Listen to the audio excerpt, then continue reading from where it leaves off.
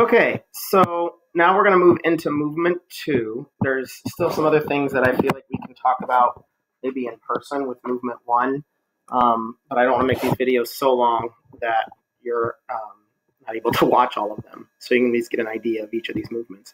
One thing I want to point out at the end of movement 1, we end on this G major chord. So that's the tonic chord again. This whole symphony is in G major. And even the transition, remember, between movements, even though it's a different movement, it's the same symphony. And so the audience wouldn't clap at the end of movement 1. So we're still going to hear that G chord at the end of movement 1. And then we open movement 2 in the key of C. And that relationship between movement 1 and movement 2 is 1-4, which is a very easy thing to hear. It's 1 away in the circle of fifths. So it's going to be a very smooth transition between movements, which is very typical of 18th century. The dominant, the subdominant key, in this case, the subdominant. So C major is our key. And we have this basic theme. This is, again, a theme in variations. So as we kind of talked about in the PowerPoint video that we kind of did the overview, we have this main theme that we have in C major.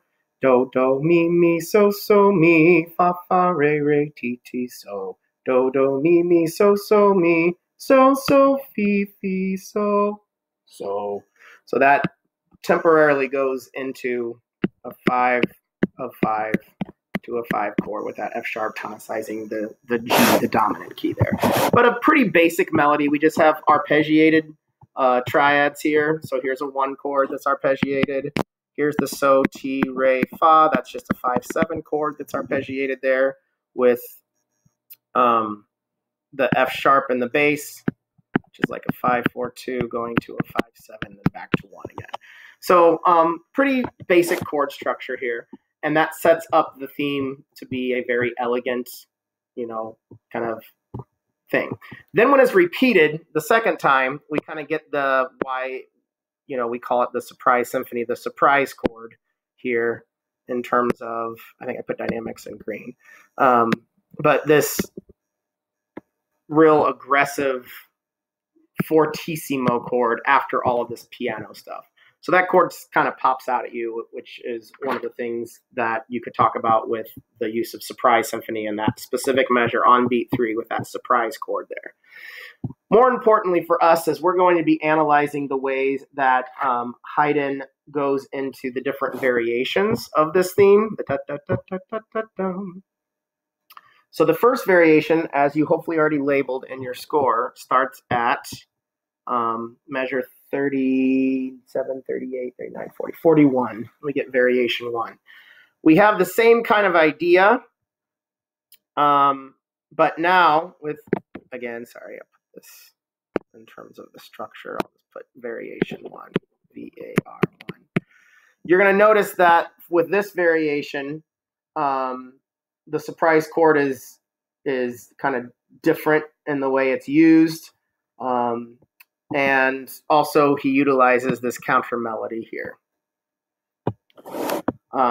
So listen for that counter melody in both of these times. And then you kind of have this 2-measure thing after that. So then when you get into variation 2, which is starting at measure 50, or 49 rather, variation 2. I was showing you, by the way, the end in case you're confused. Sorry, I think I was showing you the end of variation 1, because variation 1 is actually 33 to 48. So I was showing you the end of that with that counter melody. So the actual beginning of variation 2 is back at measure 49. And here's where that counter melody is seen for the first time. So it's the same idea, but just now with this main theme being used with this counter melody against it in that variation.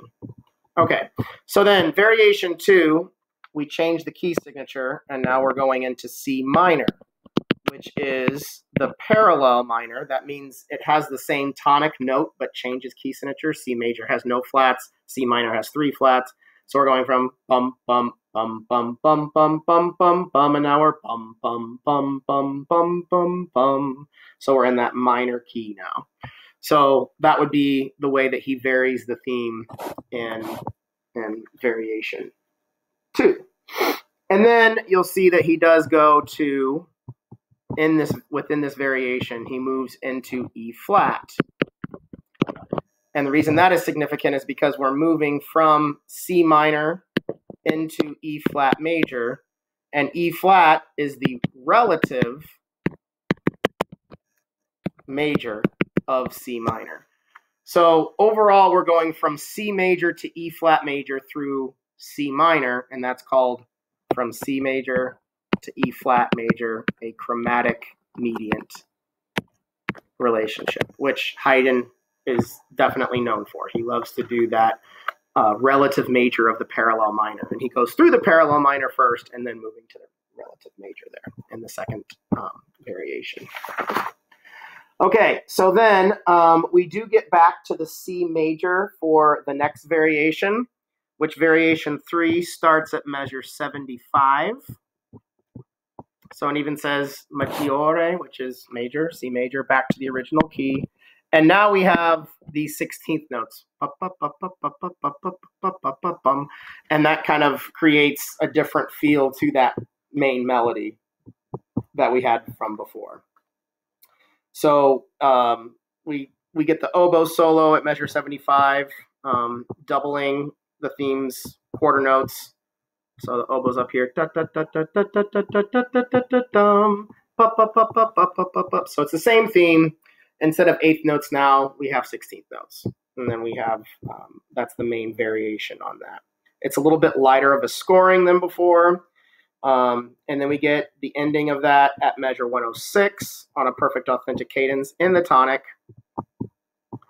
Here's 106 right here in the tonic. And then for variation 4, we have what we call a double variation, where the A and B sections of that main theme are each treated differently. So first we have these sextuplets that are being used and these offbeat emphasis with these fortissimo offbeats on the and of 1. So that's definitely a variation of the original theme, plus that metric borrowing of the sextuplet against it. That all creates a very different feel as well. Measure 107, for the treatment of the A, we get the theme in brass and upper woodwinds with those triplets, which we just talked about. And then at 115, which is right here, then we get piano strings and bassoons with a theme with the dotted rhythms, and the offbeats continue. So now that gets treated differently with that second half of the A theme the second time. Then for the B theme, which is at 123, here we get piano similar to A, so it's treated the same way as the B section. And then the second B section, which starts at measure 131, goes back to forte, and it's with the fanfare-like rhythms. So it kind of creates that double variation of treating A and B sections differently within each of those instrumentations of how that's used. And then we have the coda going into 156. So here's kind of how each of those variations sounds. Try to see if I can get at least a little taste of each of those. First of all, here's that transition that we talked about at the end of movement 1 in G major, moving into C major for movement 2. This is the end of movement 1. You're going to hear a cadence in G.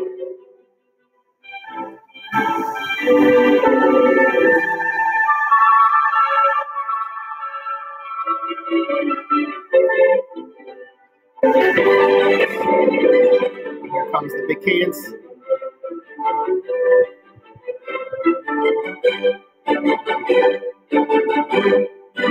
There's G. And now you're going to hear the subdominant relationship moving into C major.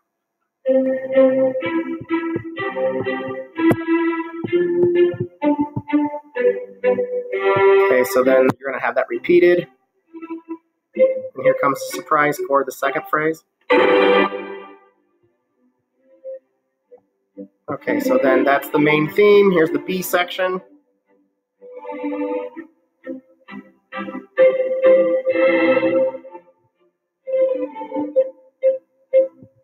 And there's that B theme. So here's variation variation 1. Now we have that little surprise chord at the beginning. There's that counter melody that we have, which is the main variation that he utilizes for variation 1.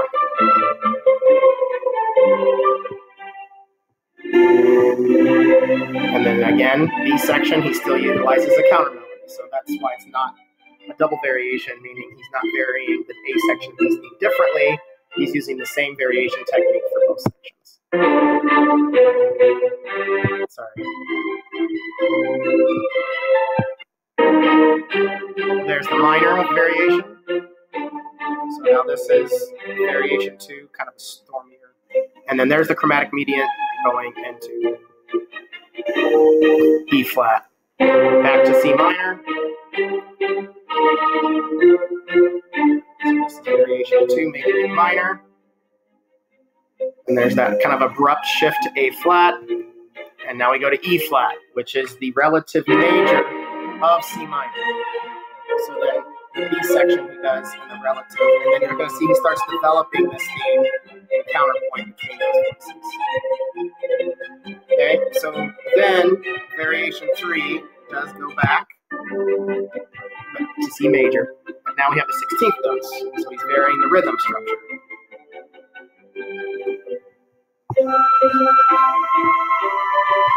And then he has that little counter melody there, kind of taking back to the variation 2.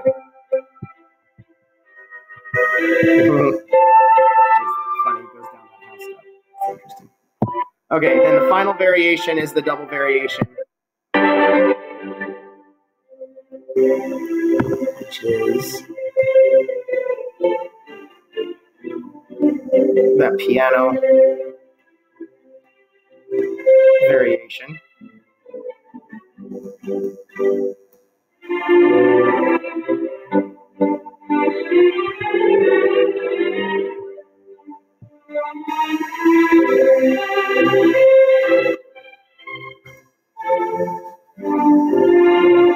And then he varies it with the forte, similar to A with the fanfare-like rhythms.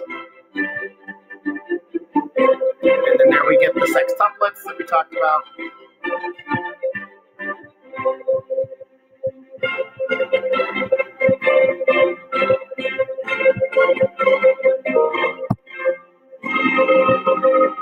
Septive cadence there.